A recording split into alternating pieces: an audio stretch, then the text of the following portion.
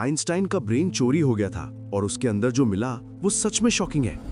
जिस moment Albert Einstein की death हुई, उनकी बॉडी से एक सीक्रेट चुरा लिया गया।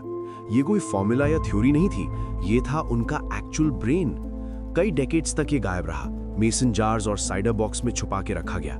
लेकिन जब साइंटिस्ट्स को फाइनली इसके टुकड़े मिले तो उन्हें कुछ ऐसा दिखा जिसने जीनियस की डेफिनेशन ही बदल दी।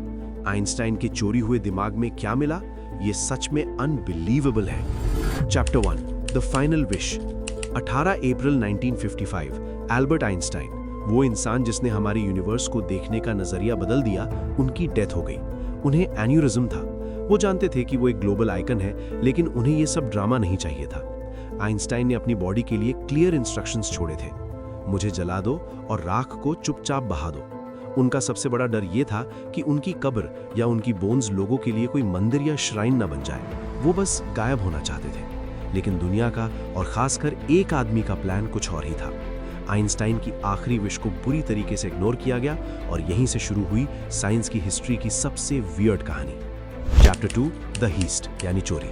इस कहानी का मेन कैरेक्टर है डॉक्टर टॉमस हार्वे। उस दिन प्रिंसटन हॉस्पिटल में वो पैथोलॉजिस्ट ऑन ड्यूटी थे। उनका काम बस ऑटोप्सी करके डेथ का कॉज कंफर्म करना था। लेकिन उस कमरे में दुनिया के सबसे बड़े जीनियस की बॉडी के सामने उन्होंने एक ऐसा डिसीजन लिया जो उन्हें जिंदगी भर हॉन्ट करने वाला था। बिना किसी से पूछे, बिना फैमिली की परमिशन के, हार्वे ने एक आरी यानी 100 उठाई और एल्बर्ट आइंस्टाइन का ब्रेन निकाल लिया। उन्होंने उसे वेट किया 1230 ग्राम्स, जो एक्चुअली एवरेज मेल ब्रेन से थोड़ा हल्का था, और फिर वो उसे चुरा के ले गए। जब आइंस्टाइन की फैमिली को पता चला, वो हॉरिफाइड थे। ये उनकी फाइनल विश की इंसल्ट थी। लेकिन हार्वे बातों में तेज था। उसने आइंस्टाइन के बेटे हांस एल्बर्ट को मना लिया। हार्वे का आर्ग्यूमेंट सिंपल था, ये दिमाग कोई आम ऑर्गन नहीं है, इसमें जीनियस के राज छुपे हैं, हम इसे सिर्फ साइंस के लिए यूज करेंगे। हांस एल्बर्ट ने रिलक्टेंटली हाँ बोल दिया। हार्वे की जॉब चली गई, लेकिन अब उसके पास दुनिया का सबसे कंट्रोवर्शियल साइंटिफिक आर्टिफैक्ट था। उसने ब्रेन के फोटोज लिए और उसे 240 टुकड़ों में काटकर कोलोडियन नाम के केमिकल में प्रिजर्व कर दिया। उसने कहा, यह साइंस के लिए है, लेकिन साइंस को अभी लंबा वेट करना था। चैप्टर 3, ब्रेन की अजीब रोड ट्रिप। इसके बाद कोई रिसर्च नहीं हुई, बल्कि शुरू हुई एक अजीब सी रोड ट्रिप।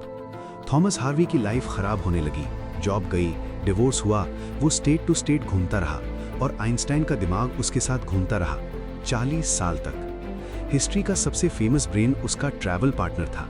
सालों तक किसी को नहीं पता था कि आइंस्टाइन का ब्रेन कहाँ है। 1978 में एक जर्नलिस्ट स्टीवन लेवी ने हार्वी को ट्रैक किया और स्टोरी ब्रेक की। दुनिया शॉक में थी कि आइंस्टाइन का दिमाग किसी टॉप यूनिवर्सिटी में नहीं, बल्कि कैंसस में एक बंदे के पास बॉक्स में बंद है। चैप्टर 4, साइंटिफिक खोज। फाइनली आइंस्टाइन की डेथ के 30 साल बाद पहली स्टडी आई। 1985 में डॉक्टर मैरियन डायमंड को कुछ शुगर क्यूब साइज के टुकड़े मिले मेयोनेज़ के जार में। उनकी टीम ने न्यूरॉन्स और ग्लायल सेल्स को काउंट किया। रिजल्ट शॉकिंग था।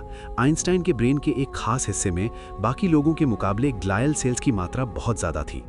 ग्लायल सेल्स न्यूरॉन्स को एनर्जी देते हैं, मतलब उस पार्ट में आइंस्टाइन के न्यूरॉन्स ज्यादा मेहनत कर रहे थे।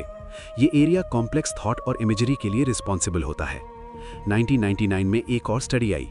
रिसर्चर्स ने देखा कि आइंस्टाइन के दिमाग में सिल्वियन फिशर नाम का एक ग्रूव गायब था। इस वजह से उनके ब्रेन सेल्स ज्यादा कनेक्शंस बना पा रहे थे। उनके पैराइटल लोब्स भी 15% ज्यादा चौड़े थे। ये वही एरिया है जहां मैथमेटिकल और विजुअल थिंकिंग होती है। शायद इसीलिए वो लाइट की बीम पर ट्रैवल करने जैसे थॉट एक्सपेरिमेंट्स कर पाते थे। चैप्टर 5, असली सच क्या था। तो सबसे शॉकिंग डिस्कवरी क्या थी? शॉकिंग ये नहीं है कि उनका ब्रेन बड़ा था, वो तो एक्चुअली एवरेज से छोटा था। शॉकिंग ये है कि जीनियस होने के लिए दिमाग का साइज नहीं, उसकी वायरिंग मैटर करती है। आइंस्टाइन का ब्रेन एलियन नहीं था, बस सटली डिफरेंट था। उसमें सपोर्ट सेल्स ज़्यादा थे, कनेक्शंस बेटर थे। ये प्रूफ था कि जीनियस का राज हमारे दिमाग के फोल्ड्स और कनेक्शंस में छुपा होता है। कंक्लूजन, 2010 में हार्वी के हेयर्स ने बचा हुआ brain national museum of health and medicine को दे दिया। आज आप फिलाडेल्फिया के मटर म्यूजियम में इसके पीसेस देख सकते हैं। लेकिन ये कहानी एक मुश्किल सवाल छोड़ जाती है। थॉमस हार्वी ने एक मरते हुए आदमी की विश तोड़ी, उनकी बॉडी के साथ छेड़छाड़ की और अपनी जिंदगी बर्बाद कर ली। लेकिन उसकी इस पागलपन की वजह से ही हमें जीनियस के बारे में ये सब पता चला। तो आपको क्या लगता है, थॉमस हार्वी एक विलन था जिसने चोरी की, या वो साइंस का एक हीरो था? नीचे कमेंट्स में बताइए। अगर आपको ये स्टोरी उतनी ही वाइड लगी जितनी हमें, तो वीडियो को लाइक करें और सब्सक्राइब करें साइंस की ऐसी ही अनबिलीवेबल स्टोरीज के लिए। Thanks for watching.